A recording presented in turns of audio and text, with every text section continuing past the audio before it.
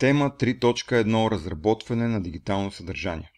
Какви знания ще получим в тази тема? Познаване, начини за създаване и редактиране на просто дигитално съдържание в прост формат, идентифициране как работят основни офис приложения, принципи на работа и създаване на съдържание с текстообработващи програми, електронни таблици, софтуер за презентации и уменията, които ще натрупаме, ще бъдат създаване и редактиране на цифрово съдържание за базово ниво, за да може след това да надграждате на други нива, разбира се, и ще придобиете повече увереност от всичко това, което ще видите и научите.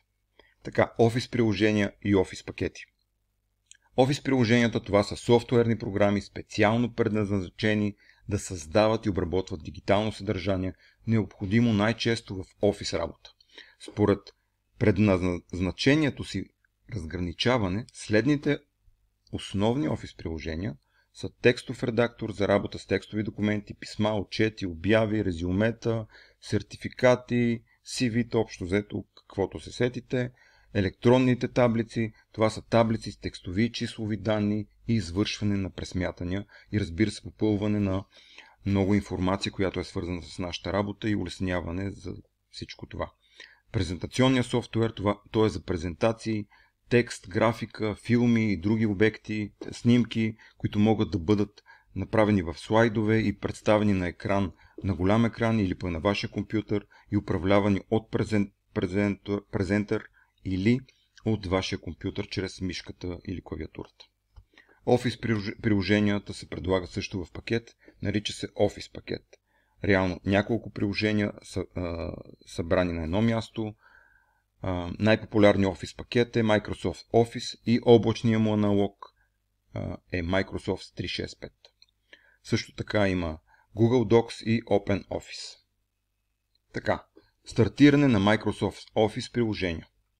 Най-често използваните приложения на Microsoft Office са на Word, текстообработка, Excel за електронни таблици и PowerPoint за презентации. Със сигурност най-често ползваните и, разбира се, най-популярни сред хората, които работят и вършат каквато и да е работа, защото улесняват и отделно са синхронизирани да могат да работят по лесен начин. Както всички инсталирани приложения в компютъра, и тези могат да се открият в старт менюто, а също може да ги откриете на работния плод и лентата за задачи. Ето, както може да ги видите в старт менюто, отляво, като натиснете на десктопа, на старт менюто, може да ги видите ето тук. Също така, отдолу на самото старт меню, в самата лента и на десктопа. Естествено, вие може тук да ги премахнете, може да ги оставите, говоря за отдолната част на екрана, и да ги оставите иконите там, където на вас е удобно да достигате максимално бързо до тях, разбира се, до тези, които най-често ползвате. Така, стартиране на онлайн базирани приложения. За влизане в онлайн базираните приложения, като на Microsoft 365 и Google Docs, се изисква акаунт. Достъпът до онлайн базираните приложения може да стане през браузъра. Реално правите си акаунт, регистрирате се, става с имейл, с ваше име, и парола, разбира се. Естествено, важно да си направите хубава парола, която да не е изключително лесна. И вече имате акаунт и може да ползвате самата платформа на Microsoft 365, която е облачна, или Google Docs. Има и други, разбира се, но това са най-популярните. Така, Microsoft Office, създаване на файл.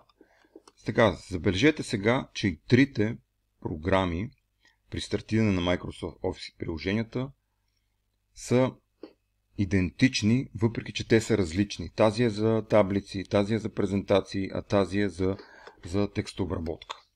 Вижте как те са идентични като основа. Файл, въобще, вижте структурата как е една и съща, за да може по един и същи начин хората, когато научат едната програма, да могат лесно да борават и с останалите. Това е много умен модел.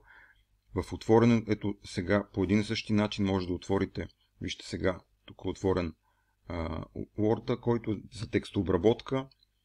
Ето от тук, чрез New, може да отворите нова бланка и да я изберете или да ползвате конкретен шаблон. В отделено видео ще ви покажем малко повече как се работи с с тази програма и това е бърз начин за ето тук, бърз начин за създаване на нови файлове е ето тук. Но най-хубавото на този Office пакет е, че самите програми, които са за различни действия, които ги ползваме, са направени основата като менюта по идентичен начин, за да може, когато научите едната, да ползвате и другите вече доста по-лесно. Така, Microsoft Office, запазване на информация в файл. Как става това? В отворения файл може да въвеждате съдържания, текстови, символи, цифри и други символи от клавиатурата. Запазването на информацията в файла, първоначално запазването на файла става чрез файл, след това давате Save, запази, съответно с бутона Browse се отваря диалогов прозорец, след това Save As, запази и се написва с какво име искате, ето вижте тук, с какво име искате да бъде въпросния файл. Запазване, промени в запазения файл, натискате файл, запази на бутона, запази име и местоположение на файла. Реално къде да го сложите, в коя папка, да видите в целия, в делия, в Google или където е реално, където прецените. Запазване на запазен файл и под друго име, на друго място. Натиска се Save, първо навърху самия файл, натискате Save, запази като, отваря се, запази като и се задават промените на името. Местоположението може да се сложи вече на друго място и се създава ново запазения файл по този начин. Но пак казвам, в друго видео ще ви покажа тези практични неща. Така, Microsoft Office, отваряне на файл.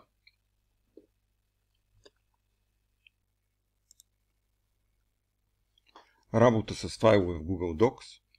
Това е вече в облачното пространство. Влезнали сте в Google Docs, имате вече профил.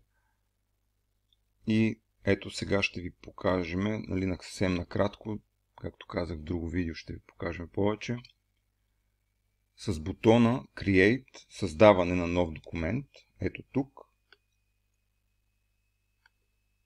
долу вдясно, ако отворен документ, може директно да създадете нов документ, който ще се позиционира ето тук. Ако отворен документа в Google Docs, виждате сходно работно пространство с Microsoft Office от първото меню. Избирате New, ето вижте, нали, първото тук, после отивате на New